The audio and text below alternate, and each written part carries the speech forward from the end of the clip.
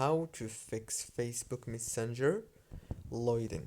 First thing, open the settings, go to the apps, open the apps, click on Messenger, click on force stop, and then click on storage, click on clear data, and click on delete.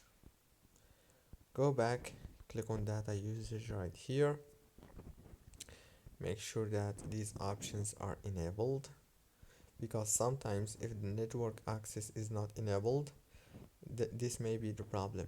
Go back, click on force stop, and then go back to the home page, open the Play Store.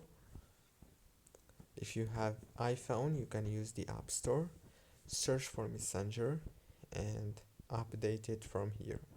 So that's it. Don't forget to like and subscribe. Thank you for watching.